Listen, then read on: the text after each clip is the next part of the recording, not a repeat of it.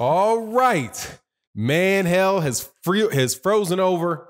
I'm going to say something nice about Leo Santa Cruz, who calls out Gervonta Davis and Gary Russell or Gary Russell Jr. after his win over Miguel Flores. I actually liked how Leo Santa Cruz looked in that fight. Let's talk about this move for Leo Santa Cruz and Gary Russell and Tank in this video.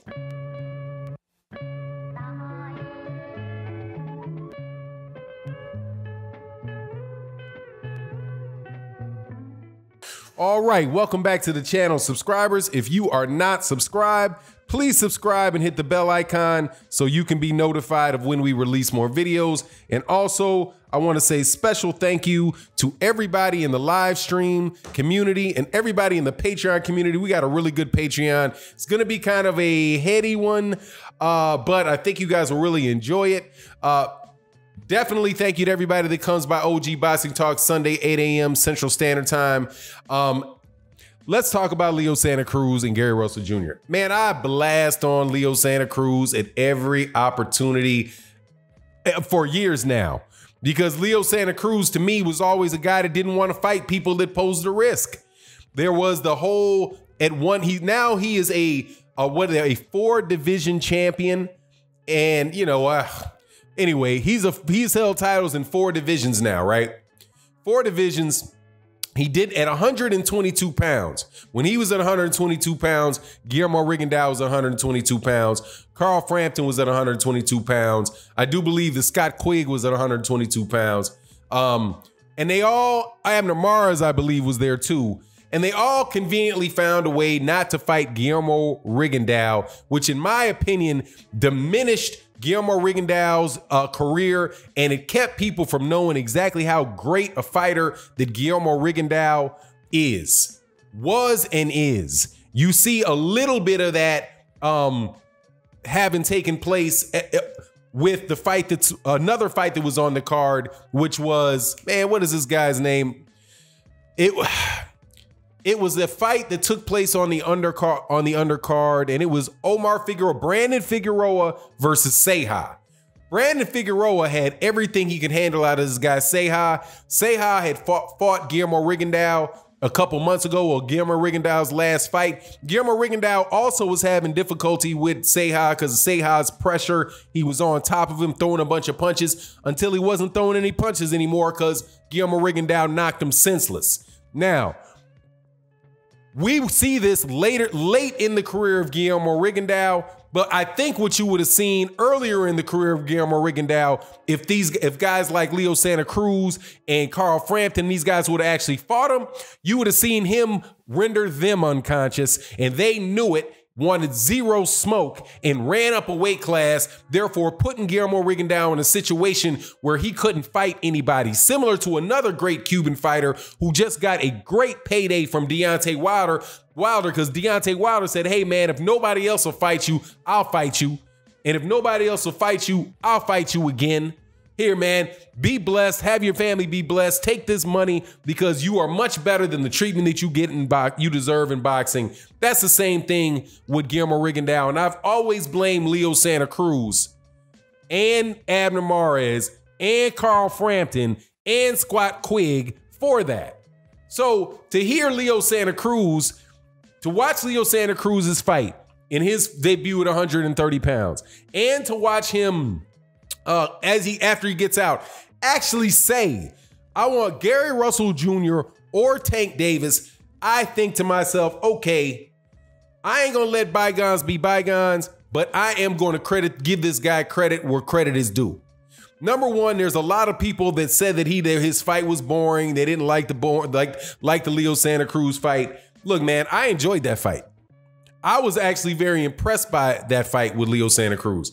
Leo Santa Cruz is a very, very technically sound fighter. Leo Santa Cruz looked stronger at 130 pounds than he looked at 122. But just physically, he looked healthier. He looked stronger. I know that he said that he was very sick, and I don't have any doubt that he was in that situation. But I think at 130 pounds, man, I think he's going to I think he's going to do well at 130 pounds. I think he looks stronger than he did before. And he's got a good, solid punch. He's very technically sound. Aside from that, that handshaking thing that he did, I liked him in that fight. I enjoyed the fight. It was a very technical fight, but Leo Santa Cruz did his best to push the action. After the fight was over, and he called out Gary Russell Jr. and Tank Davis. Now, the odd thing about that, obviously, is that Tank is now at 135. Gary Russell Jr. is still at 126, and Leo Santa Cruz is at 130. So I'm not quite sure how you work that out. Does Leo Santa Cruz move up again to 135 pounds? If he does that, he's dog food. He's dog food, just straight dog food for Tank. Anyway, if Tank squeezed back down to 130 pounds for the fight, which he won't, because he's the guy, because obviously the reason why Leo Santa Cruz might want that is because one of two things. Either Al Heyman and the PBC are saying, look, man, it's time to put up a shut up, man. We got to get you in. We got to get you in with one of our other big name fighters. We got to make some money. We got to push this envelope here. So he's either being forced to do that by the PBC or he himself wants that money against Gervonta Davis. A fight with Gervonta Davis and Leo Santa Cruz is seriously, he's going to get pummeled. He's going to get knocked out. I think that would probably be though one of the better fights that Tank has had, but Tank's speed, I mean, his offense to defense, I think is just, and his body punching is just going to be, too much for Leo Santa Cruz. I do like though, for Leo Santa Cruz, I do like the Gary Russell Jr. fight. I think that fight he has a better chance in the fight against Gary Russell Jr. And Gary Russell Jr., a fight between he and Gary Russell Jr. can kill two birds with one stone. Gary Russell Jr. has been a champion since for the WBC 126 pound champion, I think, since 2015, about the same amount of time that Deontay Wilder has been that. But Gary Russell Jr. has not been able to secure a fight or not. Number one, he's been very inactive. He's been fighting once a year for the last 5 years. So he's defended his title 5 times. Deontay Wilder, who's held his WBC heavyweight title around the same time, has defended it his 10th time. So one guy is fighting twice a year. Gary Russell Jr. is fighting 1 time a year. And it's just, so his name, even though he's got the talent, he's an exciting fighter, very fun to watch. His name isn't necessarily resonating like it would be if he was fighting 2 times a year and you would keep seeing, knockout after knockout or a spectacular boxing exhibition after spectacular boxing exhibition.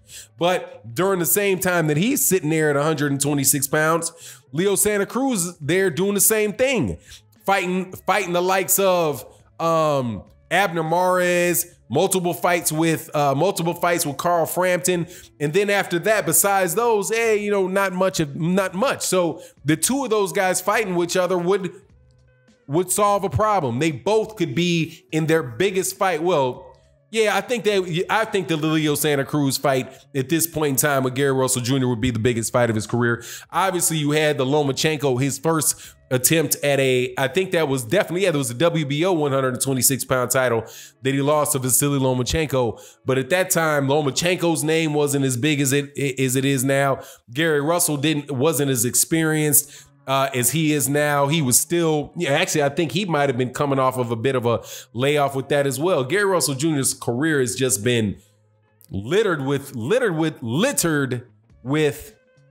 periods of inactivity. But the two of these guys, Leo Santa Cruz and Gary Russell Jr. making a fight, even at 130 is cool. Gary Russell Jr. said he'd be willing to move up to 130 pounds for Tank.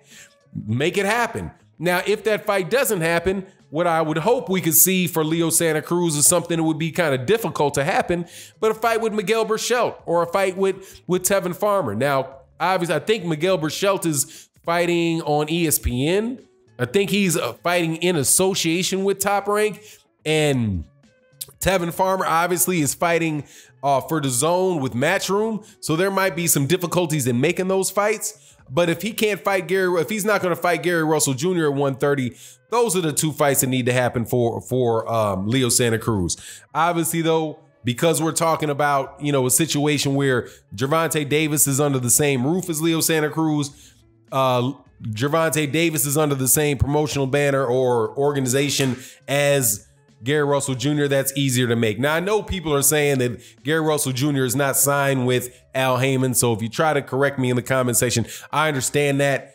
However, he's fighting exclusively on PBC cards. You've not seen Gary Russell Jr. fighting on ESPN or fighting on DAZN. He's been fighting exclusively on PBC cards. So, you know, what his contract says, you know, I don't know, but practically speaking, for all intents and purposes, he's a PBC fighter. The most realistic fight that's going to happen, though, probably is the Gervonta Davis-Leo Santa Cruz fight, because there's more money in it for Leo Santa Cruz, I assume.